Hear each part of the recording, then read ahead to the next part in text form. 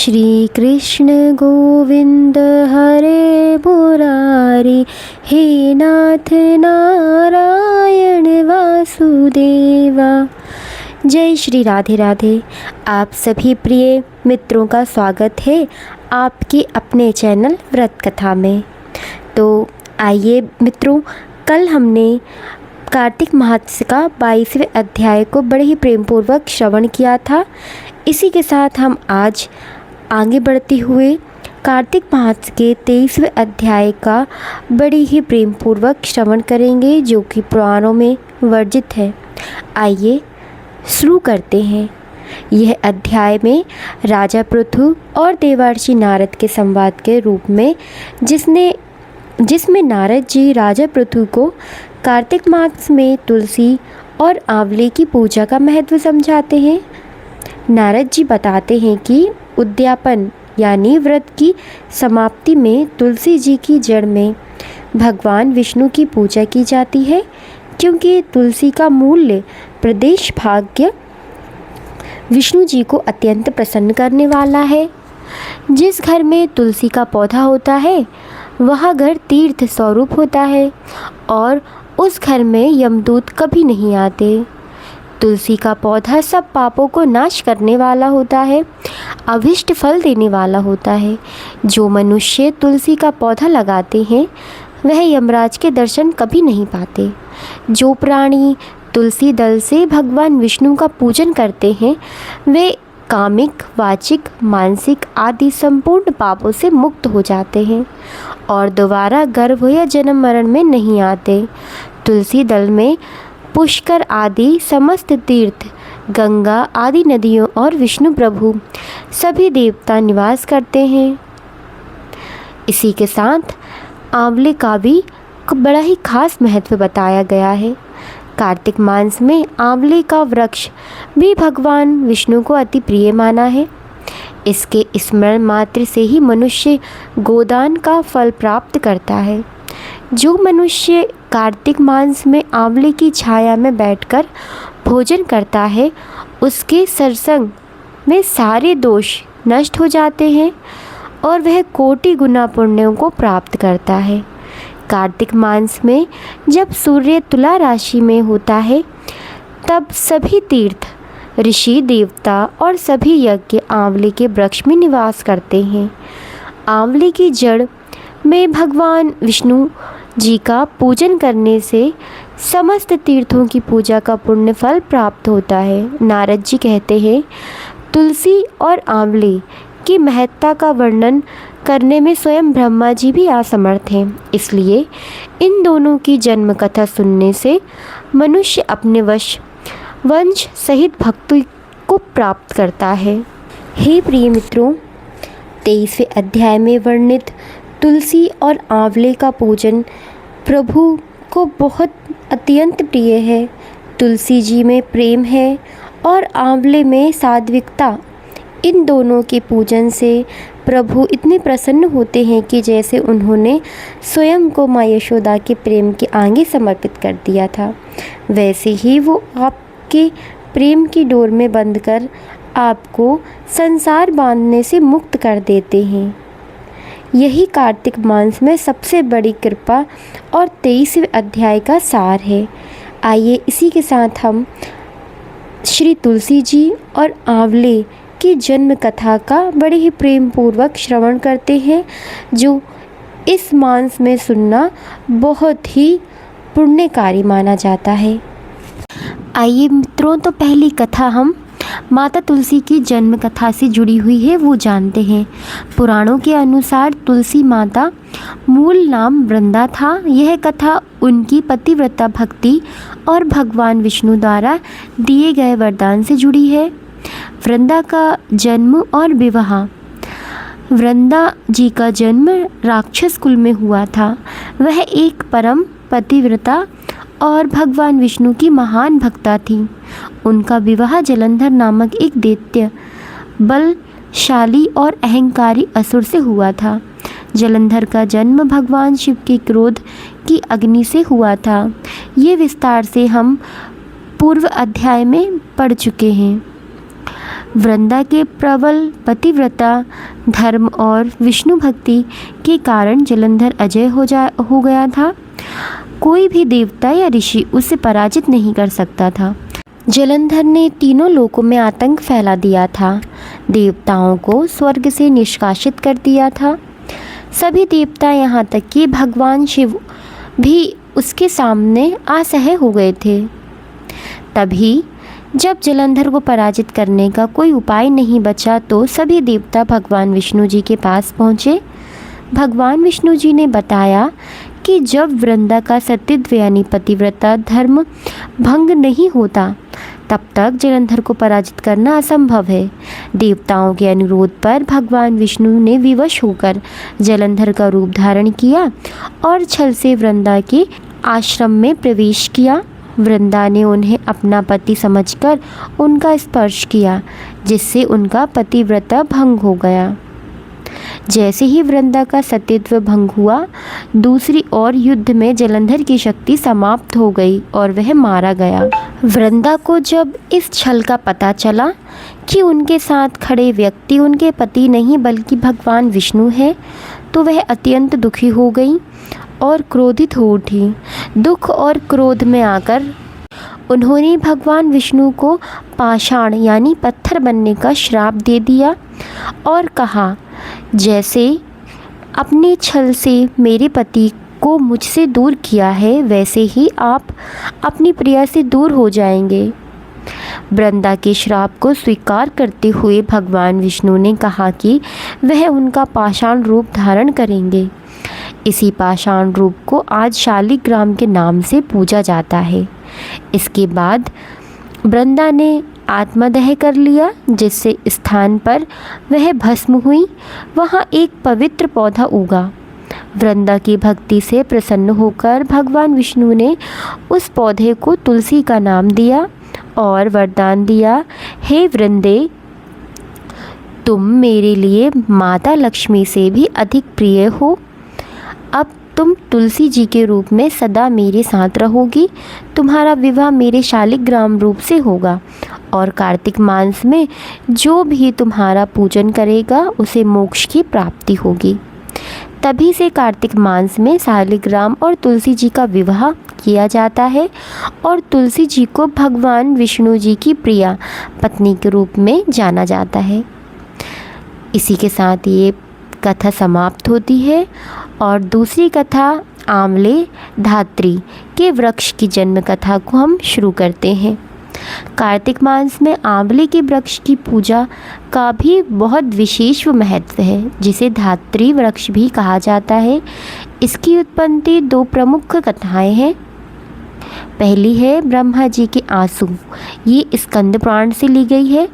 माना जाता है कि जब सृष्टि की रचना के लिए ब्रह्मा जी ध्यान मग्न होकर तपस्या कर रहे थे, तब उनके हृदय में परमात्मा के प्रति प्रेम और उनकी अखंड सत्ता का भाव आया। परमात्मा के प्रति इस प्रेम के कारण उनकी आँखों से आंसू, प्रेम आश्रु बहने लगे। कहा जाता है कि ब्रह्मा जी के उन्हीं आश्रु बिंदुओं से पृथ्वी पर गिरी, जिससे आंवले यानी धात्री वृक्ष उत्पन्न हुआ। चूँकि यह ब्रह्मा के प्रेम आश्रु से उत्पन्न हुआ, इसलिए इसे सभी वृक्ष में श्रेष्ठ, पूजनीय और भगवान विष्णु का स्वरूप माना गया है। अब इसी में हम दूसरी कथा है माता लक्ष्मी और अक्षय नवमी। एक बार कार्तिक मास में माता लक्ष्मी पृथ्वी पर भ्रमण कर रही थी। उनके मन में इच्छा हुई कि वह भगवान विष्णु और भगवान शिव दोनों की एक साथ पूजा करें। माता लक्ष्मी ने सोचा कि विष्णु जी तुलसी जी प्रिय हैं और शिव जी को बेलपत्र। तब उन्होंने विचार किया कि ऐसा क्या और कौन सा वृक्ष है जिसमें इन दोनों के गुण एक साथ समाहित हों। उन्हें ज्ञात हुआ कि आंवले का वृक्ष ऐसा ही है जो शिव जी और विष्णु जी दोनों को प्रिय है। उन्होंने आंवले के वृक्ष की विष्णु और शिव जी का प्रतीक मानकर उनकी विधि विधान से पूजा की और उनको प्रसन्न होकर दोनों देव एक साथ आंवले के वृक्ष के नीचे प्रकट हुए। माता लक्ष्मी ने उस वृक्ष के नीचे भोजन किया और सबसे पहले भगवान शिव और भगवान विष्णु जी को परोसा और फिर स्वयं प्रसाद के रूप में ग्रहण किया। यह घटना कार्तिक मास के शुक्ल पक्ष की नौमी तिथि को हुई थी, जिसे तब से अक्षय नवमी भी कहा जाता है। मान्यता है कि इस दिन आंवले की पूजा, दान और इसके नीचे भोजन करने से अक्षय यानी कभी ना खत्म होने वाला पुण्य और फल की प्राप्ति होती है। कार्तिक मास के 23वें अध्याय से जुड़ी माता तुलसी वृंदा के सतीत्व और आंवले धात्री के अक्षय पुण्य की पावन कथा। हमने जाना कि कैसे वृंदा के निश्चल प्रेम ने भगवान विष्णु को शिला यानी शालिग्राम बनाने पर विवश किया और कैसे माँ लक्ष्मी ने धात्री वृक्ष के नीचे साक्षात शिवजी और भगवान विष्णु की पूजा कर हमें अक्षय फल का मार्ग दिखाया।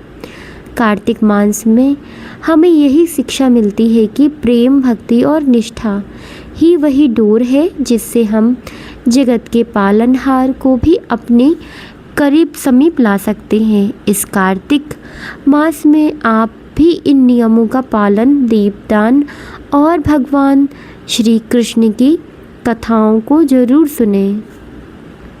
यदि आपको कार्तिक मास की यह कथा और प्रेरणादायक लगी हो और आपने इसे कुछ नया सीखा हो तो इस पुण्याई कथा को लाइक करके अपनी भक्ति को दर्शाएं।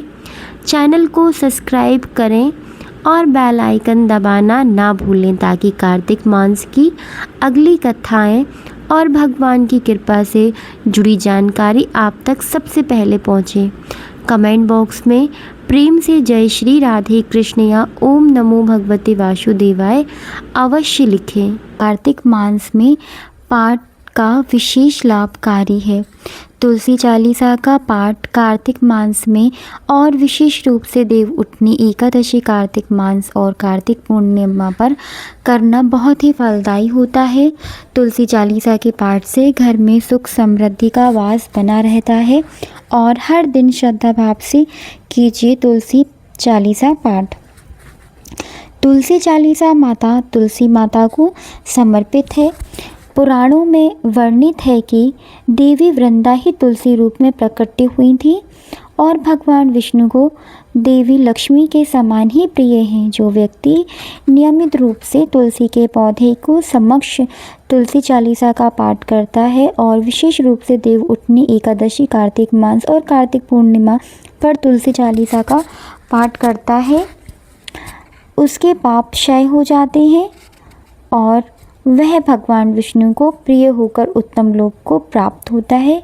आइए बड़े प्रेम से श्री तुलसी महारानी करूं विनय सिर नाय, जो मम संकट विकट तीजे मत नशाय। नमो नमो तुलसी महारानी, महिमा अमित न जाए बधाई बखानी। दियो विष्णु तुमको सन्माना, जग में छाय सुयश महाना। विष्णु प्रिय जय भीवा भानी, नितेहु लोक की हो सुख खानी। भगवत पूजा कर जो कोई, बिना तुम्हारे सफल न होई। जिन घर तब नाही हुए निवासा, उस घर करहि विष्णु नहीं वासा। करे सदा जो तब नित सुमरन, ते ही काज होए सब पूरन। कार्तिक मात महत स तुम्हारा, ताको जानत सब संसारा। तब पूजन सो करे कुमारी, पावे सुंदर वर सुकुमारी। कर जो पूजन नित प्रति नारी, सुख संपत्ति से होए सुखारी। वृद्धा नारी करे जो पूजन मिले भक्ति, होवे पुलकित मन श्रद्धा से पूजे जो कोई। भवनिधि से तर जाए सोई, कथा भागवत यज्ञ करावे। तुम बिन नहीं सफल है पावे। छायो तब प्रताप जग भारी, ध्यावत तुम ही सकल चितधारी। तुम ही मात यंत्र तंत्र, सफल काज सीधी होवे क्षण में, औषधि रूप आप हो माता, सब जग में तब यश विख्याता। देव ऋषि मुनि ओ तपधारी, करत सदा तब जय जयकारी। वेद पुराणन तब यश गाया, महिमा अगम पार नहीं पाया। नमो नमो जय जय सुखकारी, नमो नमो जय दुख निवारणी। नमो नमो सुख संपत्ति देनी, नमो नमो आग कटान झेनी। नमो नमो भगतन दुख हरनी, नमो नमो दुष्टन मद छेनी। नमो नमो भार पार उतारनी, नमो नमो परलोक सुधारनी। नमो नमो निज भगतन उबारनी, नमो नमो जन काज सवारनी। नमो नमो जय कुमति निवासनी, नमो नमो सुख उपजानी। जयति जयति जय तुलसी माई, ध्याऊं तुमको शीश नमाऊं। निज जन जानी मोहि अपनायो, बिगड़े कारज आप बनायो। करूं विनय मैं मात तुम्हारी, पूर्ण आशा करूं हमारी। शरण चरण कर जेहि मनाऊं, निज दिन तेरे ही गुण गाऊं। किरहु मात यह अब मोह पर दया, निर्मल होए सकल मम काया। मांगू मात यह वर दीजे, सकल मनोरथ पूर्ण कीजे। जानू नहीं कुछ नेम आचारा, क्षमहु मात अपराध हमारा। वर हम मास करे जो पूजा, तय सम जग में और न दूजा। प्रथम ही गंगा जल मंगवावे, फिर सुंदर स्नान करावे। चंदन अक्षत पुष्प चढ़ावे, पुष्प दीप नैवेद्य लगावे। करे आचमन गंगा जल से, ध्यान करे हृदय निर्मल से। पाठ करे फिर चालीसा, स्तुति करे मात तुलसा की। यह विधि पूजा करे हमेशा, ताके तन नहीं रहे कलेशा। करे मास कार्तिक का साधन, सोवे नित पवित्र सिद्ध होई जाही। हे कथा महासुखदाई, पढ़े सो भव तर जाई। तुलसी मैया तुम कल्याणी, तुमरी महिमा सब जग जानी। भावना तुझे मानित नित धावे, गा गा कर माँ तुझे रहावे। यह श्री तुलसी चालीसा पाठ करे जो कोई, गोविंद सो फल पावही, जो मन इच्छा होई। तुलसी चालीसा का पाठ करने के बाद तुलसी माता की आरती का गायन भी जरूरी है। चलिए, इसे उच्च कोटि का पुण्य लाभ मिलता है।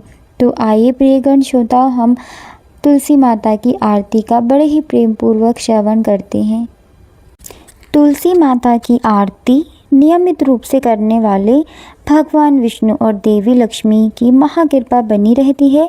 कार्तिक मास में हर दिन और देव उठनी एकादशी कार्तिक पूर्णिमा के दिन माता तुलसी की आरती का गायन करें, यह महापुण्य की प्राप्ति होती है। आइए, जय जय तुलसी मैया, ओम जय तुलसी मैया। सब जुग की सुख करता, सब जग की सुख करता, सबकी वर माता। ओम जय तुलसी मैया। सब योगों से ऊपर, सब रोगों से ऊपर, रज से रच करे, सबकी भवत्राता। ओम जय तुलसी माता। वटुपुत्री है श्यामा, सुरवल्ली है ग्रामा, विष्णु प्रिय जो नर तुमको सेवे, विष्णु प्रिय जो नर तुमको सेवे, सो नर तर जाता। ओम जय तुलसी माता। हरि के शीश विराजत, त्रिभुवन से हो वंदित, पतित जनों की तारणी, पतित जनों की तारणी, तुम ही विख्याता। ओम जय तुलसी माता। लेकर जन्म विजन्म में आई दिव्य भवन में, आई दिव्य भवन में, मानव लोक तुम्हीं से, मानव लोक तुम्हीं से, सुख संपत्ति पाता। ओम ओम जय तुलसी मैया। हरि को तुम अति प्रिय, श्याम वर्ण सुकुमारी, श्याम वर्ण सुकुमारी। प्रेम अजब है उनका, तुमसे कैसा नाता। हमारी विपत हरो, हमारी विपत हरो, तुम कृपा करो माता। ओम जय तुलसी माता, जय जय तुलसी माता। सब जग की सुखदाता, सबको वर माता। ओम जय तुलसी माता। प्रिय भक्तों, इसी के साथ एक तुलसी जी का भजन तो होना चाहिए। आइए तुलसी महारानी का एक भजन गाते हैं। तुलसा महारानी नमो नमः, तुलसा महारानी नमो नमः। हरे की पटरानी नमो नमः। कौन महीने में बोई रानी तुलसा, कौन महीने में बोई रानी तुलसा। तो कौन महीने हुई है हरियाली, हुई है हरियाली नमो नमः। असड़ा के महीना में बोई रानी तुलसा, असड़ा के महीने में बोई रानी तुलसा। सो सावन मास हुई है हरियाली, बनी है पटरानी नमो नमः। तुलसा महारानी महा पटरानी नमो नमः। कौन महीने में हुई तेरी पूजा, तो कौन महीने हुई है पटरानी, भुई है पटरानी नमो नमः। कार्तिक महीने में हुई मेरी पूजा, तो मगसिर मास हुई हूँ पटरानी, हुई हूँ पटरानी नमो नमः। धूप दीप नैवेद्य आरती, धूप दीप नैवेद्य आरती। पुष्पन की बरसा है बरसानी, बरसा है बरसानी नमो नमः। छप्पन भोग 36 व्यंजन, छप्पन भोग 36 व्यंजन। तो बिन तुलसा हर एक न मानी, एक न मानी नमो नमः। तुलसा महारानी महा पटरानी नमो नमः। जो कोई तुलसा को सवेरे गावे, तो श्री कृष्ण के दर्शन पावे, हाँ दर्शन पावे। जो कोई तुलसा को दोपहर गावे, सो श्रीखंड खीर खंड के भोग लगाए, हाँ भोग लगाए। जो कोई तुलसा माई को साँझ को गाए, श्री कृष्ण जी की आरती उतारे, आरती उतारे। जो कोई तुलसा को आधी रात गावे, तो श्री कृष्ण के चरण दबावे, हाँ चरण दबावे नमो नमः। तुलसा महारानी महापटरानी नमो नमः। तुलसा महारानी महापटरानी नमो नमः। बोली तुलसा महारानी की जय। जय श्री राधे। आप सभी भक्तों को मेरा राधे राधे। अगर आपको ये वीडियो पसंद आई हो, कथा कहानियाँ अध्याय अच्छे लगे हों तो आप वीडियो को लाइक करें, शेयर करें, कमेंट करें एंड सब्सक्राइब करना तो बिल्कुल ना भूलें। मिलते हैं नेक्स्ट वीडियो में एक नए अध्याय और नई कहानियों के साथ। इस कार्तिक माह में हम बड़ी ही प्यारी प्यारी कहानियाँ आपके लिए लाएंगे। आप और कौन सी कहानी सुनना चाहते हैं वो कमेंट बॉक्स में ज़रूर लिखें। तब तक के लिए जय श्री राधे, जय हरि नारायण।